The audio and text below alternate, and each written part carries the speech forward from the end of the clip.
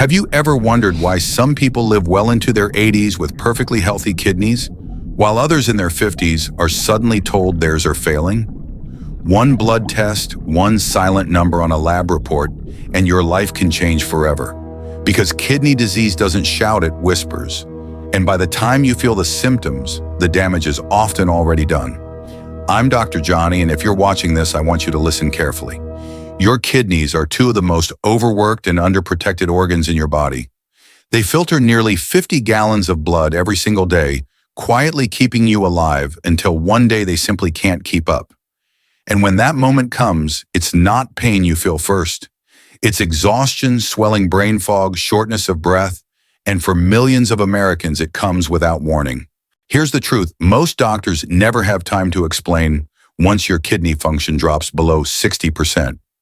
You're already entering stage 3 chronic kidney disease, and if it stays there for more than 3 months, it's considered permanent damage. The frightening part, over 37 million Americans are already there right now, and most have no idea. But there's hope, real, science-backed hope, because the food you eat every single day can either accelerate kidney failure or reverse the decline before it's too late. In the next few minutes, I'll show you exactly which foods cleanse, protect, and restore kidney function naturally, and which ones silently destroy it.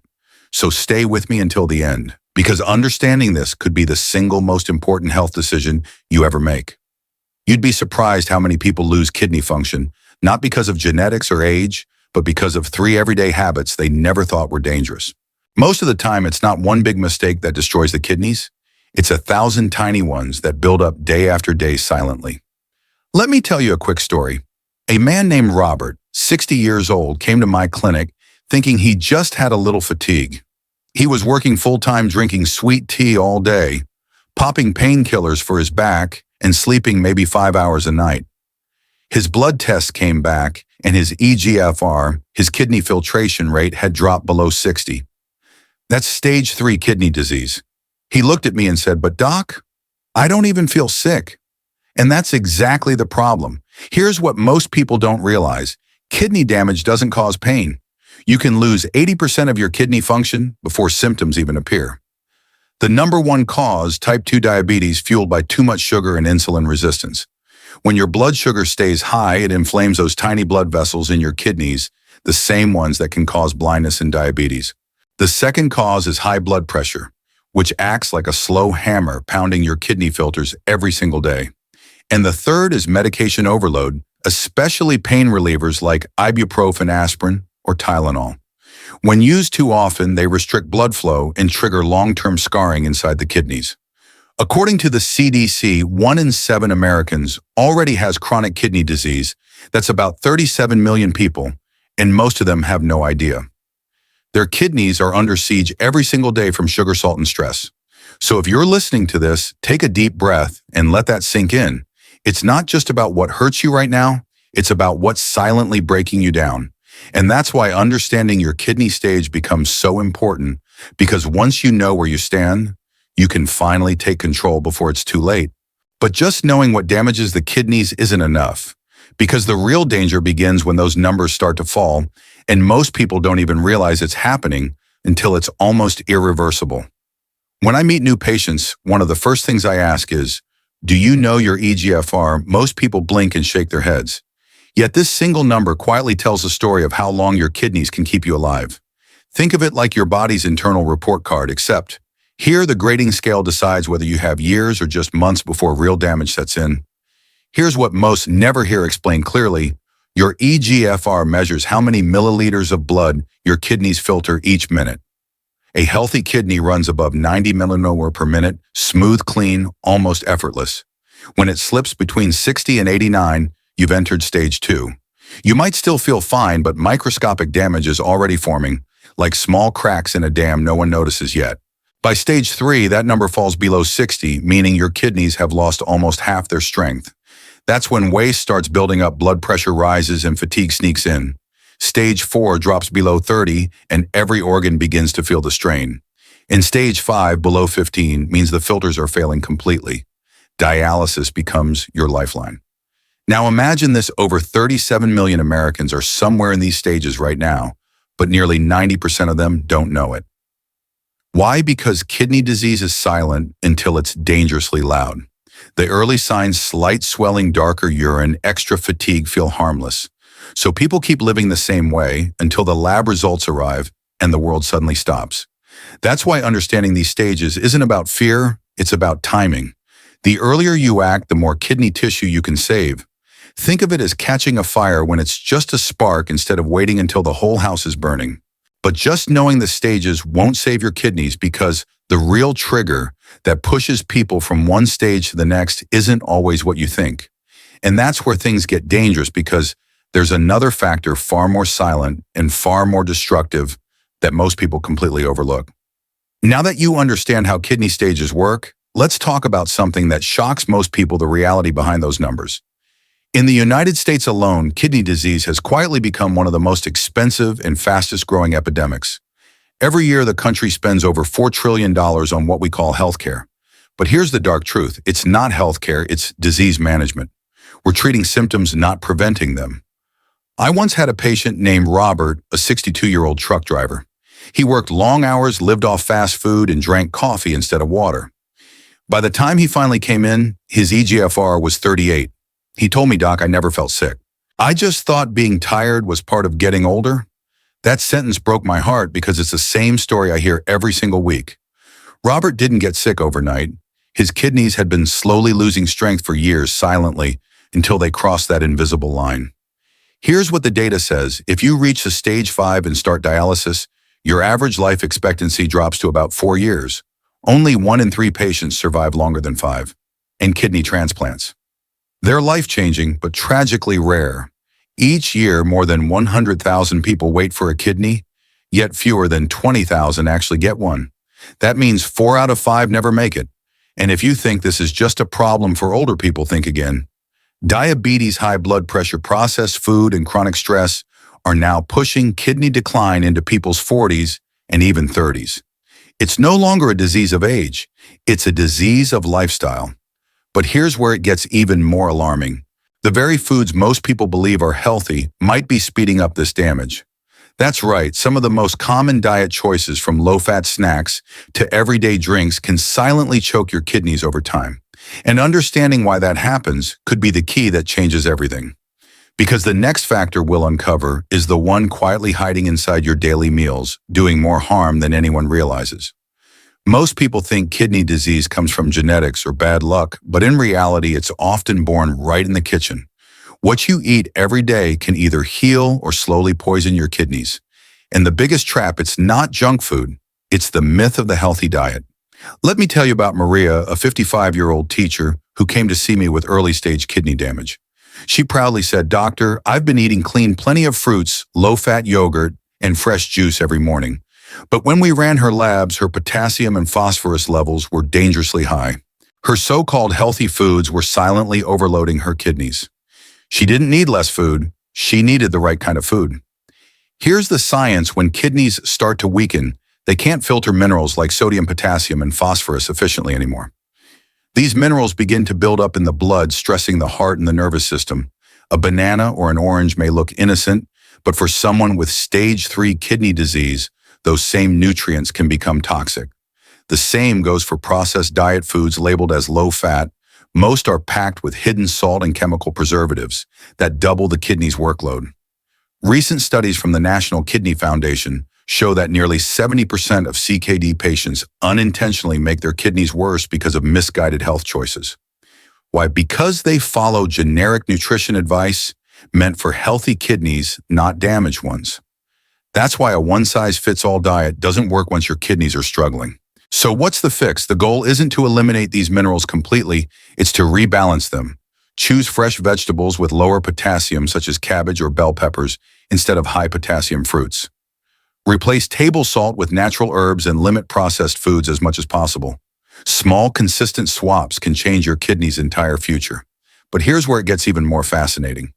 Food isn't the only trigger how you manage stress, blood pressure, and even your daily habits can either protect or destroy your kidney function over time. And in the next part, you'll discover the one hidden lifestyle factor that silently accelerates kidney decline, even in people who eat perfectly clean. There's one thing I always tell my patients: kidneys don't crash overnight, they fade in silence. Every heartbeat, every glass of water, every late-night meal choice, it all counts. And when your kidneys start to weaken every second, becomes a small negotiation between damage and repair. Let me share a story that still keeps me awake some nights. A patient named Thomas, 58, came to me after fainting at work. He'd been feeling lightheaded for weeks but ignored it. His blood pressure was dangerously high, his eGFR was down to 27, and he had no clue he was already in stage 4 kidney disease. The frightening part, he told me, "Doc, I thought I just needed more sleep." That single sentence captures what's happening across millions of homes right now. High blood pressure is the second leading cause of kidney failure in America, right after diabetes. It's called the silent killer for a reason, because you can feel perfectly fine while the pressure inside your blood vessels is slowly destroying the filters inside your kidneys. The tighter that pressure, the more friction, the more microscopic tears occur in those delicate blood vessels. Over time, they scar and harden until they can no longer clean your blood. Here's the science behind it. Kidneys act like fine mesh filters. When blood pressure stays above 130/80 for too long, the force becomes like sandpaper grinding against those filters. And once they scar, they don't regenerate. That's why early control of blood pressure isn't just a good idea. It's literally kidney protection. Even a small reduction of 10 points in your systolic pressure can cut your risk of kidney decline by up to 30%, according to the American Heart Association. So what can you do starting today? Cut back on added salt. It hides in nearly every packaged or restaurant food. Stay hydrated, but not overhydrated. And most importantly, manage stress. Your emotional state directly affects your blood pressure. Meditation, deep breathing, or even a short walk can literally buy your kidneys time. But here's the twist most people don't expect, even if you fix your diet and blood pressure. There's another hidden danger silently at work, one that comes from something far more common than food or stress. And understanding that could be the turning point between living freely or depending on a dialysis machine for the rest of your life. When people first hear that protein can stress the kidneys, they panic. Some even stop eating meat or eggs altogether, thinking it'll protect them. But here's the truth, and this might surprise you. Your kidneys need protein to stay strong. It's not about cutting protein out. It's about learning how to use it wisely. I remember a patient named Linda, 64 years old.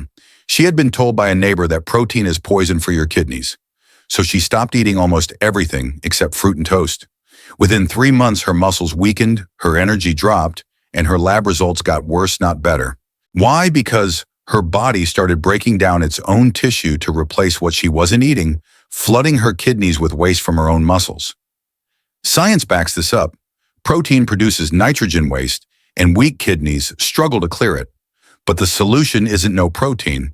It's high-quality, moderate protein enough to repair your cells without overloading your system. Research from the Journal of Renal Nutrition shows that people who eat 60-80 grams of high-quality protein per day maintain better kidney function than those who severely restrict it. The key is in the source: eggs, fish, lean poultry, or plant-based proteins like tofu and lentils. Low-quality powders and processed meats, on the other hand, generate more nitrogen waste, which can accelerate kidney damage. Think of it like fueling a car. Too little fuel and the engine weakens. Too much dirty fuel and the filter clogs.